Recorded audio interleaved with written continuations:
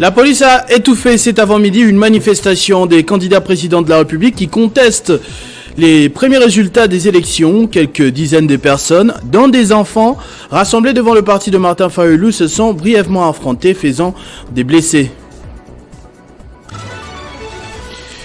La liste des 26 léopards qui vont défendre la RDC en Côte d'Ivoire dans quelques jours a été publiée. Pas de grande surprise pour l'effectif de Sébastien Desabre qui a repris la plupart des joueurs qui ont participé à la campagne des éliminatoires. Un seul joueur évoluant au championnat national figure dans la liste des professionnels.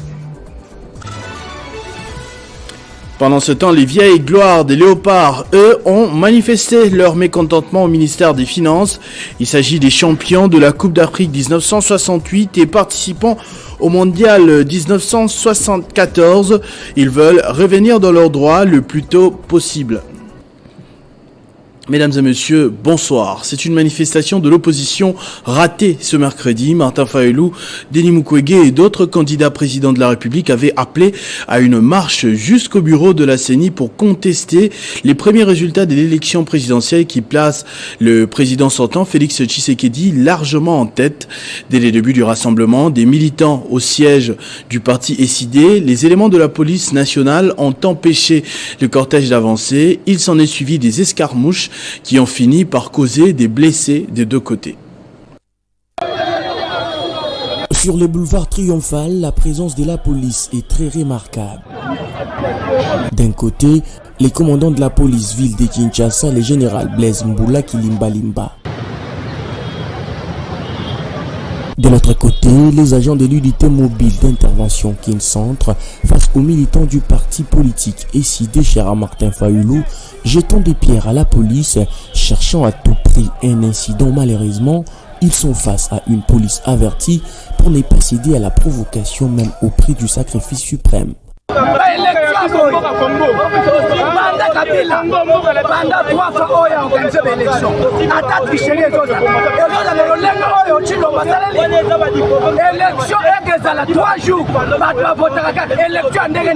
De l'autre côté du boulevard, des jeunes qui observent la scène sans rien faire, mais qui vont se faire découvrir.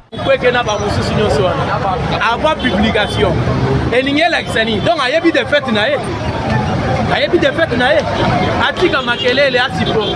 devant les médias occidentaux, sensibilisés par qui et pourquoi, on ne sait même pas. La police, quant à elle, la situation est sous contrôle et tout va comme prévu. Pas des coups de feu, pas des gaz lacrymogènes, mais nu, la police a réussi à maintenir l'ordre. Preuve, la circulation n'est pas perturbée. Le général Blaise Kilimbalimba demande à la population de Kinshasa de faire confiance à la police car sa mission principale est de protéger la population et leurs biens. Parmi les manifestants dispersés ce matin, on pouvait remarquer la présence du téméraire compagnon de Martin Fayulu, Prince Sepengue, également pris à partie par la police. Il affirme qu'ils ne vont pas baisser les bras. Il ne sera pas question pour eux de cautionner les résultats publiés par la CENI à l'issue des élections entachées d'autant d'irrégularités. La police a tabassé, a blessé gravement les Congolais qui sont venus dire non au coup d'État en préparation à la CENI. Il n'y a pas eu élection. Il y a eu plutôt un coup d'État.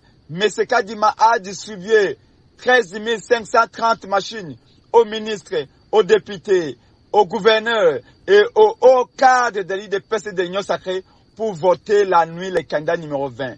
Les vrais résultats ne sont pas sortis de cette élection parce qu'il n'y a pas eu élection. Le peuple a été escroqué. Le peuple a été à la fois victime et témoin. Tout le monde a vu les chaos organisés par Kadima. Kadima n'était pas prêt. Il a consommé 1 milliard. Et nous sommes venus aujourd'hui avec des Congolaises et des Congolais pour exiger des nouvelles élections. Il faut qu'on annule cette escroquerie électorale que Kadima vient d'organiser. Même aujourd'hui, le 27, au moment où on parle là à 18h, au niveau de notre siège de la MOUCA ici, c'est l'avenue de l'enseignement, les votes continuent. 7 jours après, les votes continuent en violation de l'article 52 de la loi électorale et en violation du calendrier électoral et de la Constitution. L'autre province à problème, c'est le Haut-Katanga, où des messages de soulèvement se sont multipliés à l'issue des élections la semaine dernière. Le vice-premier ministre de l'Intérieur séjourne à Lubumbashi pour rassurer la population quant aux dispositions prises pour sécuriser les biens et leurs personnes, les personnes et leurs biens, voulais-je dire. À l'issue d'un conseil de sécurité provincial, Peter Kazadi a affirmé que la situation a été sous contrôle et qu'aucun mal n'arrivera à qui que ce soit dans la province. Toujours dans le Katanga, on se rend cette fois à Kalemi, chef-lieu de la province du Tanganyika, où Christian Kitungwa, président interfédéral du parti Avenir du Congo, s'oppose à la démarche de l'opposition qui appelle au boycott des résultats publiés par la CENI. Il a réitéré son soutien au président de la République, Félix Tshisekedi, son candidat qu'il considère déjà comme victorieux. Nous avons suivi le groupe Congo Yamakasi, qui composait les autres candidats présidents de la République, déclarer l'annulation des élections. Et nous prenons acte de leur aveu d'échec. Ils ont reconnu qu'ils ont échoué. C'est ça la démocratie. Ceux-là qui appellent à la violence n'ont pas le monopole de la violence. Nous appelons la population au calme. Nous sommes attachés à l'unité nationale. Chers Tanganyikais, l'heure n'est pas au soulèvement. Il est temps que l'on se tranquillise tous, qu'on attende le résultat de la CENI. J'en appelle au calme tout le peuple tanganyikais. Soyons calmes, notre province n'a pas besoin des turbulences. Conservons nos acquis et remettons-nous sur le chemin de la reconstruction de la province. J'invite la jeunesse à refuser tout appel à la violence, mais plutôt retournons sur le chemin de la reconstruction de notre province. Un nouveau vent arrive pour la province. Avec Dieu, nous ferons des exploits. Au-delà des élections qui retiennent l'attention de tout le pays, quelques membres du gouvernement ont pris part ce mercredi à la coupure du ruban symbolique par Vital Kamerhe dans ce qui sera désormais le siège du secrétariat général à l'économie, un bâtiment qui permettra aux agents de l'État de travailler dans les meilleures conditions d'après les témoignages recueillis sur place. C'est le vice-premier ministre en charge de l'économie nationale Vital Kamerhe qui a coupé le ruban symbolique, marquant ainsi le début des activités au sein de ce joyau. Ce nouveau bâtiment du secrétariat général à l'économie nationale est le fruit de la détermination du chef de l'État, Félix-Antoine Tshisekedi, de moderniser le service public, souligne le patron de l'économie nationale. Cette vision, chef de l'État, qui consiste à restaurer dans sa dignité les fonctionnaires de l'administration de l'État, et grâce au concours précieux du ministre des Finances qui assurait l'intérim du ministre de l'économie nationale, ce bâtiment a été acquis pour le secrétariat général. Donc l'honneur revient avant tout au président de la République et ensuite à l'architecte que vous avez bien cité, Nicolas Kazadi Zouchi. Dans le même élan, j'ai modestement à mon tour déployé les efforts nécessaires pour sa réhabilitation et son équipement en mobilier et en matériel informatique adéquat. Ce bâtiment que j'ai confié au secrétariat général ce jour est donc suffisamment équipé pour permettre à chaque fonctionnaire de travailler avec efficacité. Prenant la parole à leur tour, le vice-premier ministre en charge de la fonction publique Jean-Pierre Liaou et le ministre des Finances Nicolas Kazadi se sont réjouis de l'accomplissement de ce projet qui s'inscrit dans le cadre de l'amélioration des conditions de travail des fonctionnaires. Outre ce bâtiment, 2 bus pimpant neufs ont été également acquis pour faciliter le transport des agents et cadres de l'administration centrale du ministère de l'économie nationale ainsi que plusieurs véhicules destinés à tous les directeurs du secrétariat général. Le patron de l'économie nationale a par ailleurs annoncé lors de cette cérémonie l'augmentation de la prime interne des agents de son ministère. La gouverneure du Lualaba, Fifi Masuka, s'est rendue à Dilolo, où elle a procédé à l'inauguration de la mairie moderne de la ville de Kassaji, un bâtiment qui permettra un meilleur fonctionnement de l'administration publique, ouvrage qu'elle place pour le compte de la vision du président Félix Tshisekedi. Pour Fifi Masuka Saini, le gouvernement provincial est déterminé à doter l'administration publique, même du Lualaba profond, des infrastructures dignes permettant aux agents de l'État de travailler dans les meilleures conditions afin de rendre à la nation les résultats positifs, traduisant en actes la volonté politique du président de la République, Félix Antoine Tshisekedi Tshilombo. Une satisfaction pour l'autorité urbaine qui n'a pas hésité à louer les efforts fournis par la gouverneure Fifi Masuka. Juste après, la chef de l'exécutif provincial a offert des motos et des manuels aux sous-provedes. Ces ouvrages devront être distribués dans tous les établissements scolaires de Kassaji. C'est marqué dans mon cœur, c'est vraiment une grande joie pour moi pour recevoir du gouvernement provincial du Lualaba ces lots de manuel ainsi qu'une moto pour l'itinérance. Pour assurer les transports des étudiants du centre universitaire de Kassaji, Fifi Masuka Saini a mis à la disposition de l'extension de l'université de Kolwezi un bus tout neuf, une première dans l'histoire de la ville de Kassaji. Et en dehors de nos frontières, sachez qu'au Libéria, nous apprenons qu'au moins 15 personnes sont mortes et 36 blessées à la suite d'une explosion d'un camion-citerne. L'incident s'est produit hier et annoncé ce mercredi par les autorités du pays, précisant qu'il a occasionné plusieurs dégâts matériels, surtout humains, comme le rapportent plusieurs médias internationaux, dont Radio France Internationale. On va bien sûr parler du sport avec la liste des 24 léopards qui iront à la Coupe d'Afrique des Nations qui est déjà connue. Sébastien Desabre a concocté une liste classique avec la plupart des joueurs qui ont disputé les éliminatoires de la CAN. Parmi les rares absents, Moukoko Amale, William Balikwisha et Shadrack Akolo.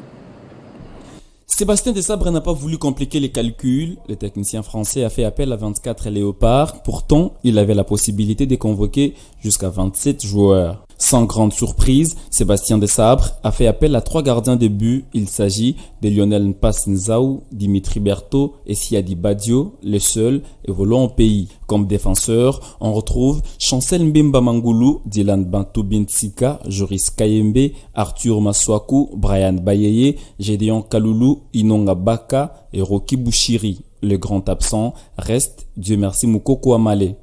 Au milieu de terrain, on retrouve Edo Kayembe, Samuel Mutusami, Aaron Chibola, Charles Piquel, Gaël Kakuta, Théo Bongonda, Silas Kantompa, Meshak Elia et Grady Diangana. Le technicien français a préféré écarter William Balikwisha. En attaque, Sébastien Desabre a convoqué Cédric Bakambu, Fiston Maël Kalala, Yohan Wissa, Simon Banza. Dans cette ligne offensive, les grands absents restent Glodilile Pomakabi et Ben Malangongita. Pour rappel, les Léopards de la RDC entreront en danse dans cette Coupe d'Afrique des Nations le 17 janvier contre les Chipolopolo Boys de la Zambie, avant d'en découdre avec les Lions de l'Atlas du Maroc le 21 et finir contre les Taifa Stars de la Tanzanie le 24 janvier. Les anciens léopards, eux, ne sont pas du tout contents. Ils l'ont fait savoir devant le ministère des Finances sur le boulevard du 30 juin dans la journée à travers un sit-in. Les vieilles gloires de la CAN 68 et Coupe du Monde 74 réclament la signature de Nicolas Kazadi en faveur de leur dû mensuel. La demande aurait été faite depuis plus d'un an.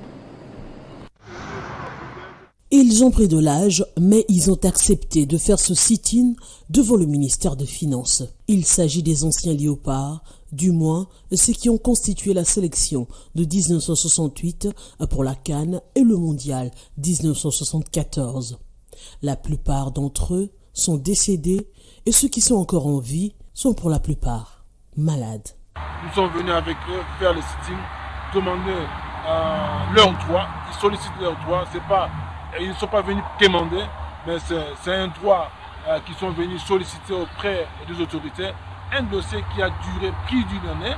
Ils sollicitent du gouvernement Samalou Kondé, par le biais de son ministre de Finances, la signature de leur dossier sur le manque à gagner dans leur dû de chaque mois. Ce dossier est en attente depuis plus d'un an. Ils sont là, pensez à ce qu'ils ont fait pour ce pays. Pensez à ces difficultés, penser à ces sacrifices qu'ils ont endurés, effectivement, pour aller dans plusieurs terrains, pour remporter la victoire et donner le sourire à ce peuple congolais.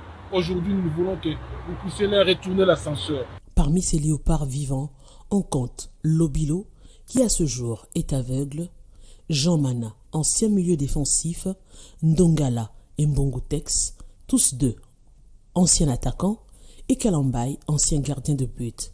Ils ont été accompagnés de l'épouse de Souplesse et Bengo et le fils de Matumona, des gardiens décédés. Ils ont tenu à être présents pour faire entendre leur voix. On va terminer avec ce communiqué du ministère de la Culture qui informe les structures diffuseurs des spots publicitaires qui sont désormais assujettis à une taxe déclarative. La date limite est le 30 mars 2024. Plus de détails dans cet élément. Le secrétaire général à la culture, art et patrimoine porte à la connaissance des entreprises, sociétés, groupes, établissements, maisons et autres qui réalisent des diffusions des spots publicitaires à la télévision et à la radio qu'ils sont assujettis à la taxe de la propriété intellectuelle dont l'acte générateur est l'autorisation de diffusion à la télé et l'autorisation de diffusion à la télévision ou à la radio des œuvres artistiques et cinématographiques. Elle est au préalable déclarative. Il demande à tous les assujettis de déclarer et payer la dite taxe au plus tard le 30 mars 2024, faute de quoi les inspecteurs du gouvernement central de son administration seront déployés sur terrain pour traquer les récalcitrants. Fait à Kinshasa, le 26 décembre 2023, communiqué signé Léon Abedi Tchenengwa, le secrétaire général. Ce journal est terminé, je vous en rappelle tout de suite les principaux titres. La police a étouffé cet avant-midi une manifestation des candidats présidents de la République qui contestent les premiers résultats des élections. Quelques dizaines de personnes, dont des enfants rassemblés devant le parti de Martin Fayulu, se sont brièvement affrontés, faisant des blessés. La liste des 26 léopards qui vont défendre la RDC en Côte d'Ivoire dans quelques jours a été publiée. Pas de grande surprise pour l'effectif de Sébastien Dessarbres qui a repris la plupart des joueurs qui ont participé à la campagne des éliminatoires. Un seul joueur évoluant au championnat national figure dans la liste des professionnels. Pendant ce temps, les vieilles gloires des léopards, eux, ont manifesté leur mécontentement au ministère des Finances. Il s'agit des champions de la Coupe d'Afrique 1968 et participants au Mondial 74. Ils veulent revenir à tout prix dans leurs droits et ce, le plus tôt possible. À tous et à toutes, merci de votre attention soutenue. Restez fidèles au programme de votre chaîne Télé 50. Vivez heureux, vivez 100 ans, mesdames et messieurs.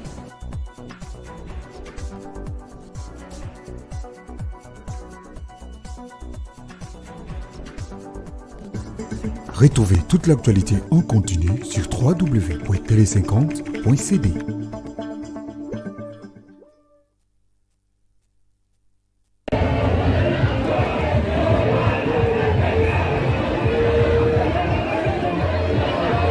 D'après quelques hommes politiques bien connus, malveillants et haineux, comme l'a dit le leader de Kindu Omana Bitika Pascal, vice-ministre du plan et candidat député national et provincial, aurait distribué des billets des banques aux électeurs les jours du vote sous prétexte de les corrompre.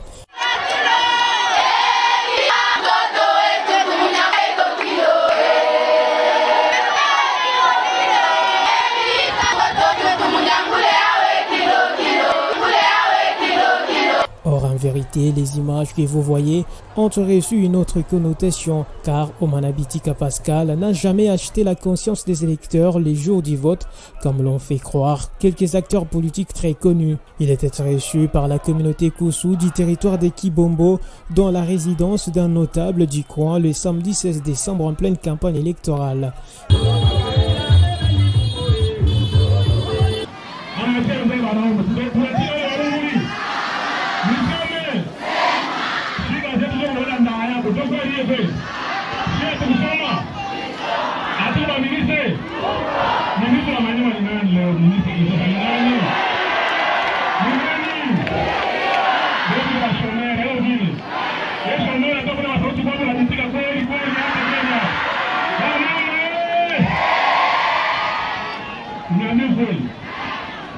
Chef de l'État,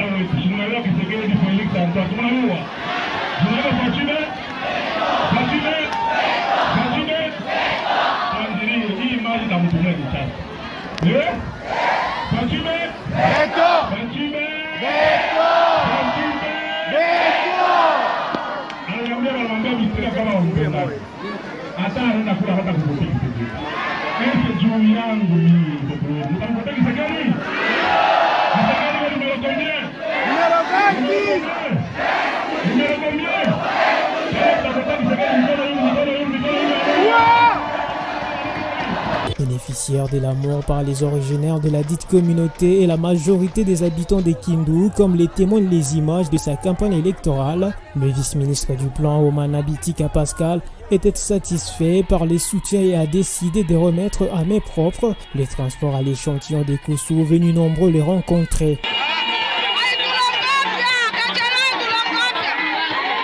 Les contenus donnés à cette cérémonie coutumière par ses détracteurs n'est que la preuve d'une haine. Omana Bitika, qui a battu une campagne électorale apaisée pendant 30 jours sans arrêt en faveur du chef de l'État Félix-Antoine Tshisekedi Tshilombo, a dans regret mis en garde à tous ceux qui mentent sur son nom aux différents médias et promet des réponses proportionnelles aux attaques.